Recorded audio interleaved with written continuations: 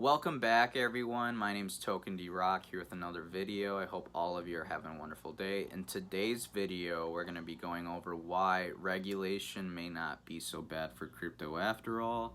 Got some bullish indicators, some bullish trends for Bitcoin short-term and long-term that we're going to go over later in the video. I've also got a little surprise at the end of the video, so stay tuned for that. Hopping in the market though, Bitcoin dominance is sitting above 45% again. If it gets to that 50%, not looking too good for alts, but again, time will tell. Not trying to FUD you guys out, just making you informed. Bitcoin is at $32,600 right now. It's dropped roughly $1,000, $2,000 in the past 24 hours. So if you're looking to buy any altcoins, be wary of Bitcoin's price action.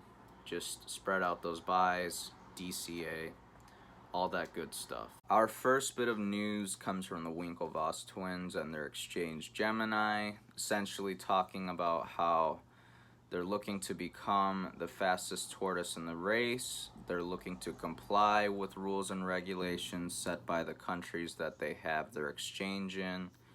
And this is, in their words, sharp contrast to Binance. As we all know right now, Binance is currently the largest crypto exchange by volume, and currently, at this point in time, they're kind of in some hot water regarding regulations and regulators across the globe. So Gemini is basically saying, hey, we're looking to comply with the rules and the regulations set by the countries in which we do business in. In the words of Cameron Winklevoss, we're trying to become the fastest tortoise in the race. The long game pays over the time. Essentially, they're embracing regulation. They think regulation is actually good for the crypto space in the long run because it essentially eliminates the scams and stuff like that. Won't eliminate it entirely, no system's 100% perfect, but they do see the value in some sort of regulation when it comes to the crypto space. In other news, former Bitmain CEO Jihan Wu basically kind of reiterates what the Winklevoss twins are saying, that regulatory crackdown may be good for crypto in the long run. He noted that the sector has already grown almost to $1 trillion market cap industry, with over 10% of United States having some involvement with the new asset class. In these conditions, he argued that stronger regulatory involvement would be a net gain for crypto over time. In his own words, I think the regulatory pressure is stronger than before, but it will get a lot of bad actors out of the industry and make sure that the industry's reputation is much better than without it. So I think this kind of crackdown may be a good thing for the industry in the long term. Recent crackdown on crypto has been most striking in China, which has had a long track record of attempting to strictly limit and even suppress the trading of decentralized digital currencies. Yet other developments, including several jurisdictions' recent actions against the operation of top crypto exchange Binance, point to a more interventionist approach gradually gaining momentum worldwide. Caitlin Long, founder and CEO of crypto-focused Avanti Bank and Trust, tweeted that in the United States, the regulatory crackdown on crypto has begun, claiming that regulators would likely go after intermediaries and access points for the US dollars into the sector rather than targeting assets like Bitcoin and Ether directly. Wu proposed that more engagement between regulators, governments, and companies in the crypto sector is both necessary and likely to be positive in its outcomes. He singled out Singapore as a case in point, characterizing its government as reasonable, highly efficient, and approachable when it comes to dealing with the industry. Wu also said, especially in a small country like Singapore, as long as crypto industry actors don't harm local citizens, authorities are likely to leave them be and refrain from taking any legislative measures against them. There are many good reasons for Singapore to be a good hub for crypto innovations, he claimed. In other news, we have Novogratz providing some geopolitical observations regarding the crypto and the Bitcoin industry. He's talking about how Bitcoin's price is now consolidating between 30 and 35K, suggesting the United States crypto community is now taking the lead in the market amid a bearish trend coming from Asia. The longtime Bitcoin bull noted that China's crackdown in the crypto market is part of broader issues in the market. What we're seeing is Asia sells it off and then the US buys it back. China's declared war on crypto as part of this broader Cold War that we're getting into. And so I think we're still digesting that. Novogratz also pointed to possible correlation in Bitcoin ownership within diverse portfolios, noting that some investors could be offloading some of their crypto holdings. In his own words, if you're a hedge fund and you're getting whacked in your rate position and your equity position and your oil position, you're probably going to sell some of your crypto as well. He said, adding, it just takes a while for it to build a more diverse investor base. I think what's interesting about this article is the whole idea that US is buying the dip that China's selling. It's kind of like we're almost in a reverse of what was happening not too long ago when the US would sell off a bunch of their crypto, whether it's Bitcoin, Ethereum, etc. China would buy the dip. This was happening just like 2-3 months ago, not too long ago, so it's kind of interesting to see kind of a reversal at play. This next article kind of goes over how Bitcoin is rebounding roughly from a 33K support line as the US dollar inflation comes back into focus. On Tuesday, the U.S. Consumer Price Index, or the CPI, expects to post another significant spike in June, highlighting a run-up in inflation as the economy attempts to recover from the coronavirus pandemic slowdown.